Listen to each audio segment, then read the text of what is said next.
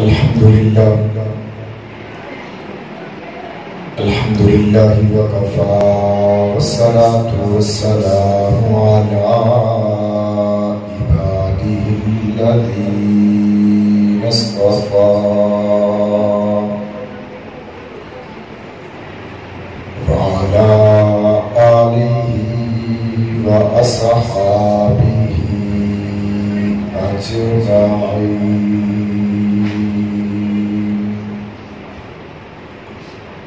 أما بعد فأعوذ بالله من الشيطان الرجيم. بسم الله الرحمن الرحيم.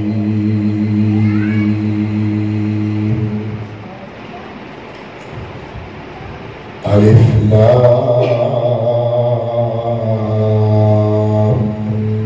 ميم. ذلك الكتاب لا ريب فيه هدى للمتقين.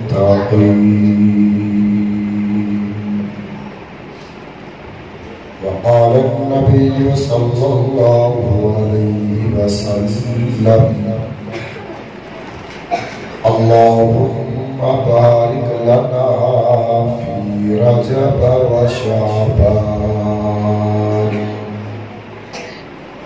وبلغنا إلى رمضان، أو كما قال النبي صلى الله عليه وسلم. صدق الله العظيم وصدق رسوله النبي الأمي الكريم. ونحن على ذلك لمن الشاهدين والشاكرين، والحمد لله رب العالمين. میرے انتہائی واجب الاحترام قابل صد احترام سامعین زیباوار ارباب و دانش دوستو بزرگوں بھائیوں، آپ کے اس علاقہ کی جامع مسجد یاسین میں تشریف لانے والے توحید و سنت کے پروانوں و اصحاب رسول کے دیوانوں، السلام علیکم ورحمۃ اللہ وبرکاتہ۔ آج پہلی مرتبہ آپ کے سیاہ مسجد میں برادر مکرم جناب قاری عبداللطیف صاحب کی پرخلوص دعوت اور حکم پر آپ حضرات کی زیارت کا شرف حاصل کر رہا ہوں۔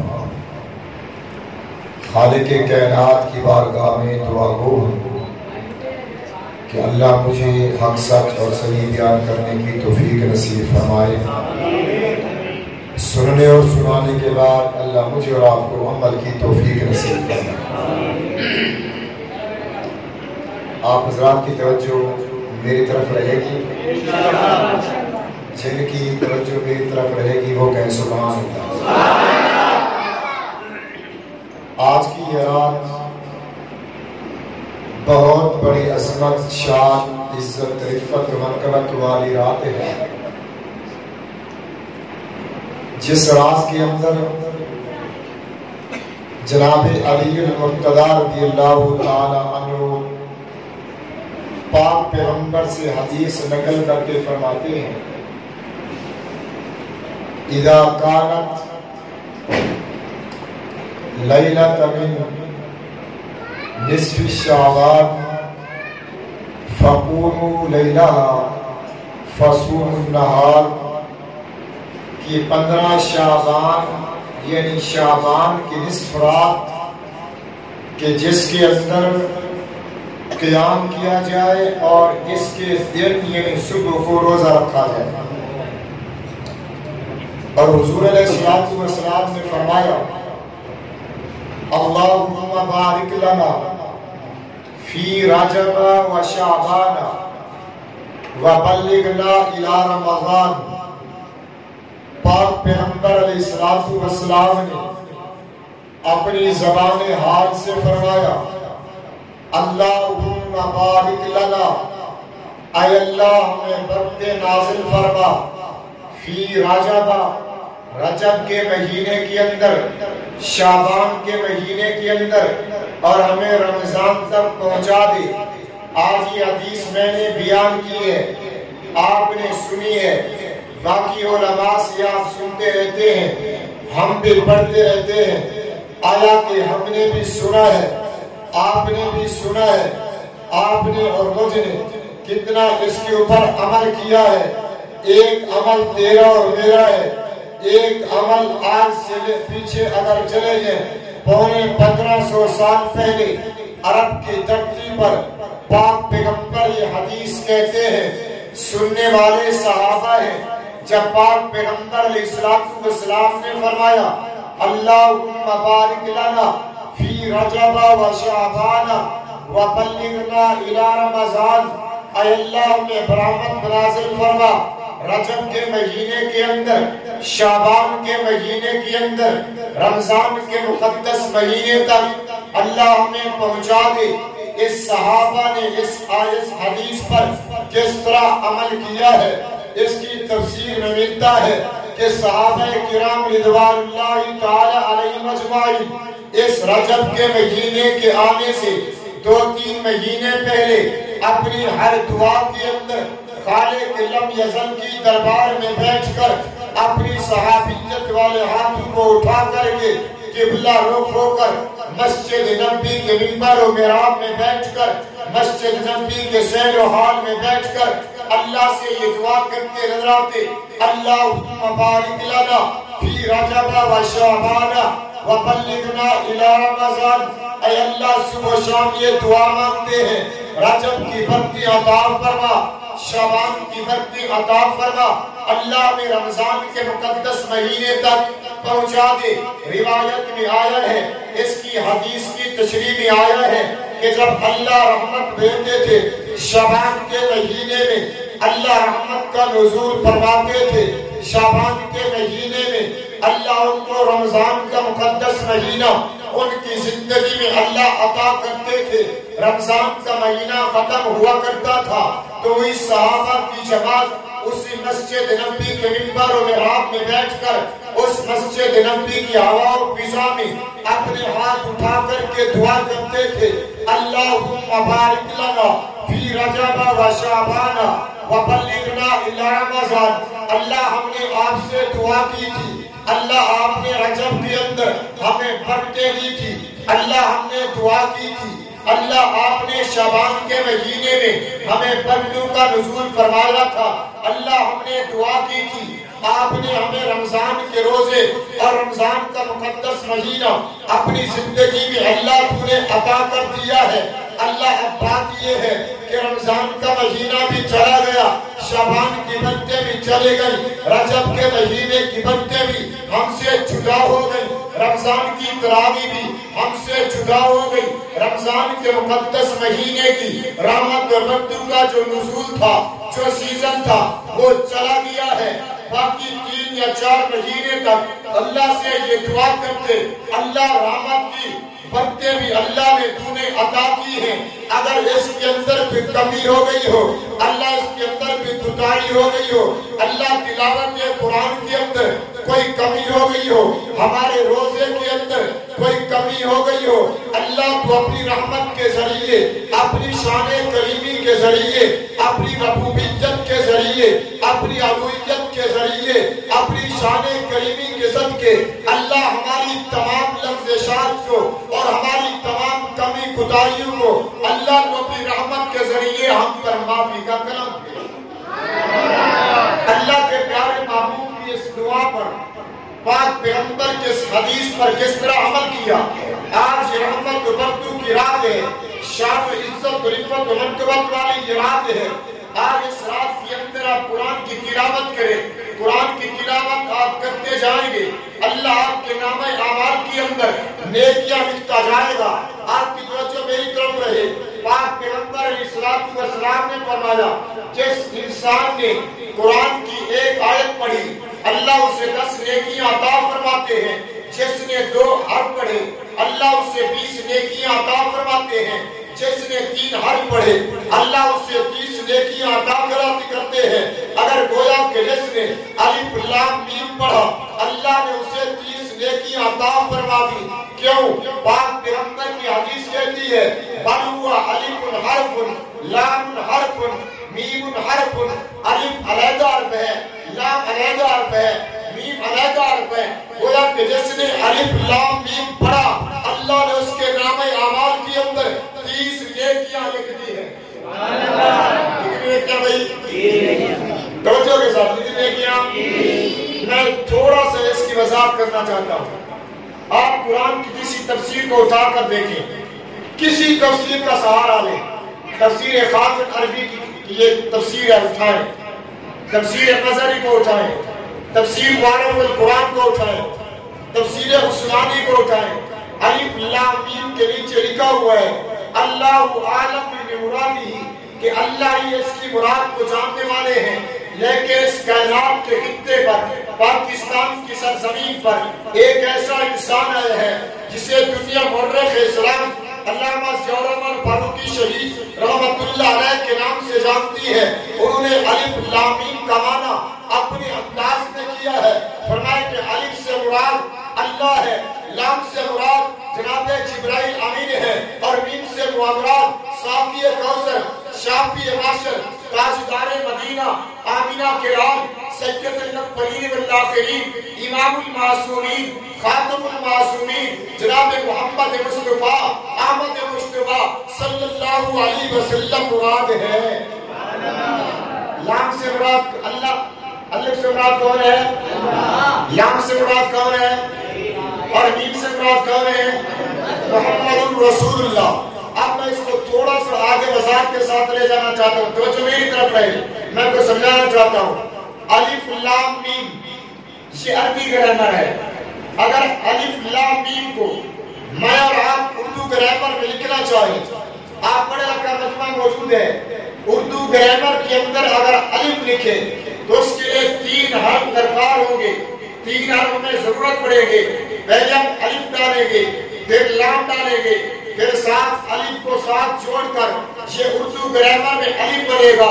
अगर लाम को उर्दू ग्रामर में लिखे, पहले लाम लिखेंगे, फिर आगे अलिफ लिखेंगे, फिर आगे लाम लिखेंगे। अगर मीम को उर्दू ग्रामर में लिखे, पहले मीम लिखेंगे, फिर आगे क्या लिखेंगे? या लिखेंगे, फिर आगे मीम लिखेंगे। अब उर्दू ग्रामर के अंदर देखें और अरबी ग्रामर में अलिफ 1 हर्फ है, लाम 1 हर्फ है, मीम 1 हर्फ है। अगर उर्दू ग्रामर को उठाकर देखें, अलिफ के अंदर 3 हर्फ है, लाम के अंदर 3 हर्फ है, मीम के अंदर 3 हर्फ है। अगर इसी 3 हर्फ को 3 के साथ ज़रब दें तो 9 बनते हैं। इसी 9 हुरूफ को उठा करके आप दुरानी कहते के पहले सफ़े पे हुरूफ तहज्जी पे लगा दें। इस हुरूफ तहज्जी के इस कहते के पहले सफ़े के अंदर ये 9 हर्फ मौजूद हैं। इसी 9 हर्फ को उठाकर पाक पैगंबर की हदीस के साथ ऐड कर दे। पाक पैगंबर की हदीस कहती है, जिसने कुरान के 1 हर्फ पढ़ा अल्लाह उसे 10 नेकियां अता कर दी, जिसने 2 हर्फ पढ़े अल्लाह ने उसे 20 नेकियां अता कर दी, जिसने 3 हर्फ पढ़े अल्लाह उसे 30 नेकियां अता करते हैं। अलिफ लाम मीम ये 3 हर्फ हैं। कुरान की अज़मत को दोबारा करने के लिए, कुरान की शान शान इज्जत रिफ़त वक़्त को तफसीली मामलात में आकर कुरान की अज़मत को बयान यूं अंदाज में किया जाता है। अलिफ लाम मीम ये 3 हर्फ हैं। उर्दू ग्रामर के अंदर ये 9 हर्फ हैं। अल्लाह के प्यारे महबूब की हदीस कहती है, 1 हर्फ के बदले 10 नेकियां हैं। अगर 9 को 10 के साथ ज़रब दी जाए तो 90 नेकियां बनती हैं। आपने अलिफ लाम मीम पढ़ा, अल्लाह ने कुरान की इज्जत के सदके, कुरान की अज़मत के सदके अल्लाह ने आपके नामे अमाल के अंदर 90 नेकियां लिख दी है। अल्लाह ने कुरान की अज़मत के सदके आपके नामे अमाल में कितनी नेकियां लिखी हैं जी? ये क्या है? ये अज़मत कुरान है। क्या है जी? अल्लाह ने फरमाया ज़ालिकल किताबु ला रैब फीह, یہ وہ کتاب ہے جس کے اندر شک و شبہات والی بات نہیں ہے۔ اس کے اوپر میں ایک مثال پیش کرتا ہوں۔ آپ کا یہ مدرسہ، آپ کی یہ مسجد ہے، یا مسجد میں آپ نے بچہ بھیجا، قاری صاحب نے پڑھانا شروع کر دیا، یہ حافظ قرآن بن گیا، آپ نے دارالعلوم بنوری ٹور کے اندر آپ نے داخلہ کروایا، متوسط سے لے کر دور حدیث تک انہوں نے عالم کا کورس کیا، پھر دار افتاء کے اندر گئے، انہوں نے مفتی کا کورس کیا، استاد نے سند دے کر اس کو دنیا کے اندر کسی کونے میں یا شہر کے کسی کونے میں بھیج دیا۔ اب یہ مسجد میں جاتا ہے، مدرسے کی در و دیوار میں درس گاہ میں بیٹھ کر یہ لکھنا بھی جانتا ہے، پڑھنا بھی جانتا ہے، پڑھانا بھی جانتا ہے، یہ لکھتا بھی گیا، پڑھاتا بھی گیا، تجربہ بھی ہوتا گیا، 1 سال ختم ہوا، پھر دوسرا شروع ہوا، تیسرا شروع ہوا، چوتھا شروع ہوا، آخر کار یہ اپنی سروس کے 20 25 30 سال جب مکمل کرتا ہے، اس کا مطالعہ وسیع ہوتا ہے، یہ قرآن کی تفسیر لکھتا ہے اور حدیث کو اٹھا کر کے اس کی تفسیر لکھتا ہے، اس کی تشریح لکھتا ہے، علم صرف اٹھاتا ہے، اس کے قاعدے قانون کو لکھتا ہے، علم منطق اٹھاتا ہے، اس کی تشریحات کو لکھتا ہے، اور علم فلسفہ اٹھاتا ہے، اس کی تشریحات کو لکھتا ہے، علم عربی ادب کو اٹھاتا ہے، اس کے قاعدے قوانین کو لکھتا ہے۔ جب وہ کتاب کو لکھ کر کے، کتاب کو مکمل کر کے اپنے استاد کے پاس لے کے جاتا ہے، اپنے رہبر و رہنما کے پاس لے کر جاتا ہے، اپنے شیخ کے پاس لے کر جاتا ہے، کہتے ہیں استادی بات یہ ہے، میں نے یہ قانون کے بعد کتاب لکھی ہے، میں نے یہ قرآن کی آیت کے ساتھ میں نے یہ تشریحات کی ہے، استادی بات یہ ہے، اس کو تم پڑھو، پڑھنے کے بعد اس کی تصدیق بھی کرو اور تقریر بھی لکھ کر دو، تاکہ میں اس کتاب کو اٹھا کر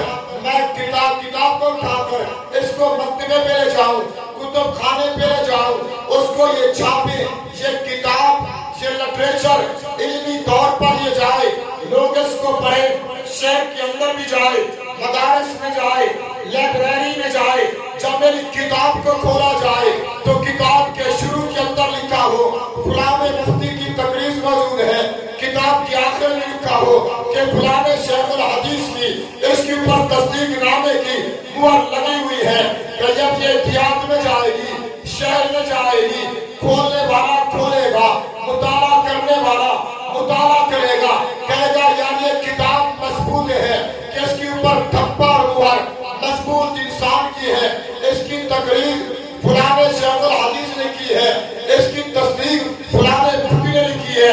اب یہ کتاب بالکل ٹھیک ہے، یہ تو دنیا کا قاعدہ قانون ہے، تو اپنی کتاب کو، تو اپنے لٹریچر کو، تو اپنے فتوے کو، تم قرآن کی تشریحات کو، حدیث کی تشریحات کو، علمی منطق کے فلسفے کو، عربی ادب کے رموز کو، علمی ضبط کے قاعدے و قوانین کو لکھنے کے لیے، اجاگر کرنے کے لیے اپنی تصدیق نامہ کروا کے مضبوط کروانا چاہتے ہو۔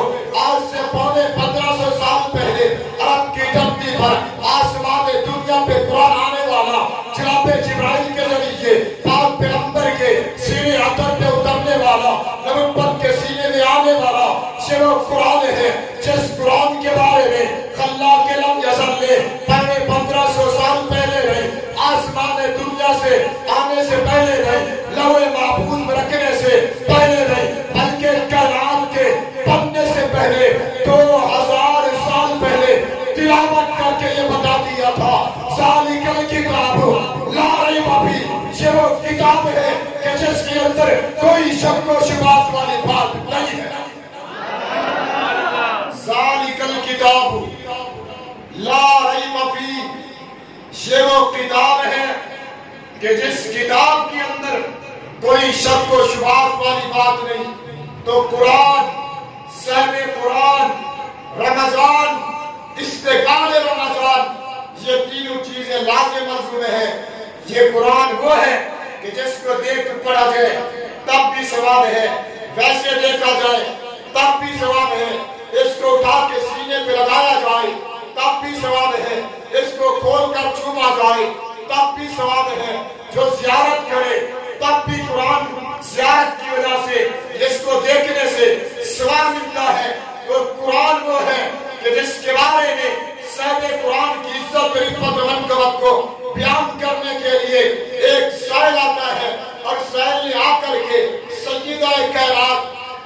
سیدہ کائنات حضرت عائشہ صدیقہ رضی اللہ تعالیٰ عنہ کے دروازے پہ دستک دے کے کہتے ہیں اے اماں جان بتائیے کہ قرآن کے اندر پاک پیغمبر کی سیرت کیا ہے، پاک پیغمبر کی صورت کیا ہے، پاک پیغمبر کے گفتار و افکار کیا ہے، پاک پیغمبر کے فعل کیا ہے، پاک پیغمبر کا اٹھنا بیٹھنا کیا ہے۔ سیدہ کائنات حضرت عائشہ صدیقہ نے کہا تم قرآن نہیں پڑھتے، الحمد کی علم سے لے کر بناس کی سین تک پورا قرآن حضور کی سیرت و صورت سے بھرا پڑا ہے۔ یہ وہ قرآن ہے کہ جس کے اندر حضور کی سیرت ہے۔ تو صاحب قرآن کی عزت مقام کو میں تھوڑا سا بیان کرنے لگا ہوں۔ ہم قرآن سے پوچھتے ہیں اے قرآن تو بتا تو صحیح نبی کا رخ انور کیسا تھا؟ قرآن کہتا ہے وَسُوحَا، قرآن بتا نبی کی زلف انبری کیسی تھی؟ قرآن کہتا ہے وَاللَّيْلِ إِذَا سَجَا، اے قرآن تو بتا تو صحیح نبی کی آنکھیں کیسی تھی؟ مَا زَاغَ الْبَصَرُ وَمَا طَغَىٰ، اے قرآن تو بتا نبی کے دندان مبارک کیسے تھے؟ قرآن کہتا ہے یاسین، اے قرآن تو بتا نبی کا کمبل کیسا تھا؟ قرآن کہتا ہے یا ایھا المزمل، اے قرآن تو بتا نبی کی زبان کیسے تھی؟ لا تحرک بہ لسانک لتعجل بہ، اے قرآن تو بتا نبی کے ہونٹ مبارک کیسے تھے؟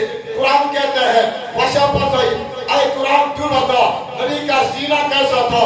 قرآن کہتا ہے الم نشرح لک صدرک، اے قرآن تو بتا نبی کی کمر مبارک کیسی تھی؟ قرآن کہتا ہے انت ظہرک، اے قرآن تو بتا نبی کا مکہ مدینہ کیسا تھا؟ قرآن کہتا ہے لا اقسم بہذا البلد، اے قرآن تو بتا نبی کی ازواج کیسے تھے؟ اللہ کا قرآن کہتے ہیں یا ایھا النبی قل لازواجک، اے قرآن تو بتا نبی کی بنات کیسی تھی؟ قرآن کہتے ہیں وبناتک، اے قرآن تو بتا نبی کے صحابہ کون تھے؟ کبھی قرآن کہتے ہیں اولئک ھم المفلحون، کبھی قرآن کہتے ہیں اولئک ھم الوارثون، کبھی قرآن کہتے ہیں اولئک ھم الراشدون، کبھی قرآن کہتے ہیں اولئک الذین امتحن اللہ قلوبہم للتقوی، اے قرآن تو بتا نبی کا صدیق کیسا تھا؟ قرآن کہتے ہیں والذین معہ، اے قرآن تو بتا نبی کا عمر کیسا تھا؟ قرآن کہتے ہیں اشداء علی الکفار، اے قرآن تو بتا نبی کا عثمان کیسا تھا؟ قرآن کہتے ہیں رحماء بینہم، اے قرآن تو بتا نبی کا علی کیسا تھا؟ تراہم رکعا سجدا یبتغون فضلا من اللہ ورضوانا۔ تو قرآن وہ ہے کہ جس نے نبی کے صحابہ کو بیان کیا ہے، نبی کی سیرت کو بیان کیا ہے، نبی کی صورت کو بھی بیان کیا ہے۔ تو بقول سیدہ کائنات حضرت عائشہ صدیقہ رضی اللہ تعالیٰ عنہ نے فرمایا کہ قرآن کے اندر نبی کی سیرت بھی ہے، قرآن کے اندر نبی کی صورت بھی ہے، قرآن کے اندر نبی کی زندگی بھی ہے۔ تو الحمد کی علم سے لے کر بناس کی سین تک پورا قرآن حضور کی سیرت بھی ہے، صورت بھی ہے۔ یہ صاحب قرآن حضور کی سیرت بیان کرتا ہے، یہ قرآن حضور کی صورت کو بیان کرتا ہے۔ اور قرآن نے روزے کے فلسفے کو یوں انداز میں بیان کیا۔ اللہ کے پیارے محمد صلی اللہ علیہ وسلم کے اوپر اترنے والی یہ کتاب بتاتی ہے کہ اللہ نے روزے انسانیت کے اوپر فرض کیے ہیں۔ یا ایھا الذین آمنوا کتب علیکم الصیام کما کتب علی الذین من قبلکم لعلکم تتقون۔ اللہ نے مخاطب ہو کر ایمان والوں کو کہہ دیا یا ایھا الذین آمنوا، اے ایمان والو، اے ایمان والو، کتب علیکم الصیام، تمہارے اوپر میں اللہ نے روزے فرض کر دیے ہیں۔ اس کے اندر چار چیزیں ہیں اس آیت میں۔ میرا موضوع ہوتا اس آیت کے تحت میں لمبی چوڑی تمہید پا کر اس کی وضاحت کرتا۔ چار چیزوں پر اللہ نے بیان کیا یا ایھا الذین آمنوا، ایمان والوں سے بات کی ہے۔ کتب علیکم الصیام، روزے کی فضیلت کا اللہ نے اعلان کیا ہے۔ کما کتب علی الذین من قبلکم، اللہ نے روزے کی پیچھے تاریخ کو بیان کیا ہے کہ کچھ امت سے پہلے کی امتوں کے اوپر روزے فرض تھے۔ لعلکم تتقون، اور روزے کے فلسفے کو اللہ نے بیان کیا ہے۔ کون سا روزہ جس کے بارے میں پاک پیغمبر نے فرمایا اگر بغیر کسی شرعی مجبوری کے آپ نے روزہ توڑ دیا، افطار کر لیا، نہ رکھا، اگر 11 مہینے پورے آپ نے روزے رکھے ہیں، ایک رمضان کے روزے کے ثواب کو 11 مہینے کے روزے کا ثواب نہیں پہنچ سکتا۔ اور وہ روزہ کہ جب صبح سے شام تک انسان روزہ رکھتا ہے تو معدے سے اٹھنے والی سمیل معدے خالی ہونے کی وجہ سے آتی ہے، وہ سمیل ایک دوسرا آدمی سامنے سے بیٹھتا ہوا برداشت نہیں کرتا۔ حدیث قدسی ہے، پاک پیغمبر نے فرمایا کہ جو معدے کی ہوا سے ہر انسان کی اپنی سمیل ہوا کرتی ہے، یہ سمیل اللہ کو مشک اور عنبر سے زیادہ محبوب ہے۔ روزے رکھو گے انشاءاللہ؟ آج یہ رات شام عزت وقار والی رات ہے، جتنا ہو سکے نوافل پڑھنا، اللہ کے قرآن کی تلاوت کرنا، سبحان اللہ الحمدللہ اللہ اکبر استغفار کے ساتھ، اور اپنے بخشش کروانا۔ اور حضور علیہ السلام نے فرمایا، کافی روایتیں ہیں، فرمایا کہ اس رات میں چند وہ لوگ ہیں جن کی بخشش نہیں ہوتی، ان کو چاہیے کہ توبہ استغفار کر لے۔ ایک وہ جو بغض رکھتا ہے، دوسرا وہ جو قطع تعلق رکھتا ہے، تیسرا وہ جو شراب کا عادی ہے، چوتھا وہ جو والدین کا نافرمان ہے، چھٹا وہ جو اپنے ٹخنوں کے نیچے شلوار رکھتا ہے۔ یہ مختلف روایات میں ایک بات لکھی ہے، ان بری عادات سے آپ استغفار کریں کہ اللہ مجھے قطع تعلقی والا نہ بنا، اللہ مجھے شراب والا نہ بنا، اللہ مجھے تکبر والا نہ بنا، اللہ مجھے ہر وقت اپنے والدین کی فرما برداری کرنے والا بنا۔ آپ گڑ گڑا کر چند منٹ کے لیے، چند گھنٹوں کے لیے جب بیٹھیں گے، آپ اس مسجد میں اللہ کے گھر میں زمین پر بیٹھ کر گڑ گڑا کر دعا مانگنا آپ کا کام ہے، بخشش کے فیصلے کر دینا رب ذوالجلال کا کام۔ ایک سوال میں آخری بات کرنے لگا ہوں، صرف آخری بات دور میں ٹھیک ہے، توجہ کے ساتھ سنیں اس بات کو۔ ایک سوال آتا ہے، مولوی صاحب، عالم صاحب، مفتی صاحب، قاری صاحب، حافظ صاحب، امام صاحب، بات یہ ہے کہ ہماری زندگی خواہشات کی پر گزری ہے، ہم نے بہت سارے گناہ کیے ہیں، کیا ہمارے لیے کوئی بخشش کا ذریعہ ہے؟ شریعت نبی میں ہمیں کوئی راستہ ملتا ہے کہ جس راستے پر ہم چل کے ہم اپنی زندگی کو، ادوار کو بدل کر نبی کی سنت پہ آ جائیں اور ہمارے پچھلے جو سارے خواہشات کے پر عمل ہیں یہ سارے ختم ہو جائے؟ کوئی راستہ ہے؟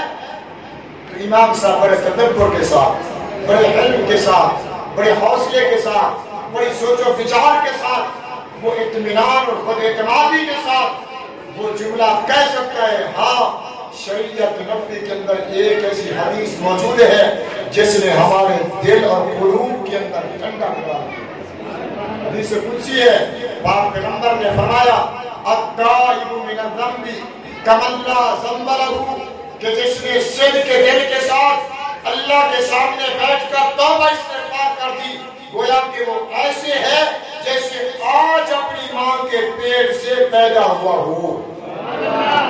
بچہ جب پیدا ہوتا ہے تو گناہگار ہوتا ہے، بولے گناہوں سے پاک ہوتا ہے۔ تو اگر آپ کے گناہ 70 سال کی خواہشات میں گزرے ہیں، آپ کی خواہشات نے نماز آپ کو نہیں پڑھنے دی، آپ کی خواہشات نے آپ کو تلاوت قرآن والا نہیں بنایا، آپ کی خواہشات نے آپ کو مسجد کے اندر قدم رکھنے کی توفیق بھی نہیں ڈالی، آپ کی عمر 30 سال ہے، 40 سال ہے، 50 سال ہے، 60 سال ہے، 100 سال ہے، آپ کے مسئلہ پوچھتے ہیں، آپ کہیں بھی ہیں، آپ روزی کے لیے نکلے ہوئے ہیں، آپ گھر کے اندر ہیں، آپ مسجد میں ہیں، آپ خوشی میں ہیں، آپ غمی میں ہیں، آپ اپنی ترتیب کے مطابق ہیں، بیمار ہیں، تندرست ہیں، آپ آئیں 2 رکعت صلاۃ التوبہ کی نیت آپ کریں اور باوضو ہو کر آئیں۔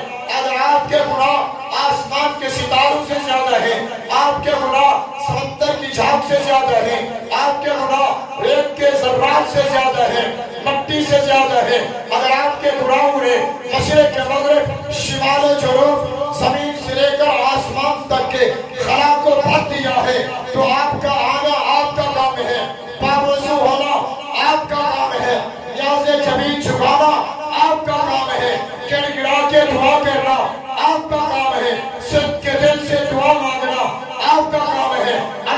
معافی طلب کرنا، استغفار کرنا آپ کا کام ہے، اور آپ کے آنے کے اندر دیر ہے، رب ذوالجلال کے بخشے کے اندر کوئی دیر نہیں۔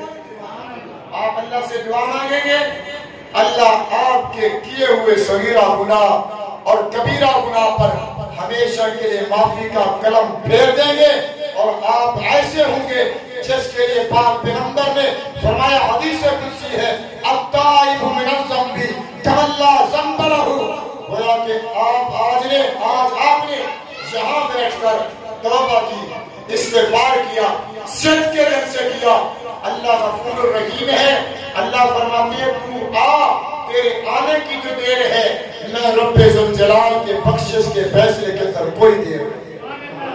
اللہ مجھے اور آپ کو ہمیشہ دین کے ساتھ جڑے رہنے کی توفیق نصیب فرمائے۔ اللہ مجھے اور آپ کو پاک پیغمبر اور پاک پیغمبر کے صحابہ و اہل بیت کے ساتھ پکی سچی محبت نصیب فرمائے۔ وآخر دعوانا ان الحمدللہ رب العالمین۔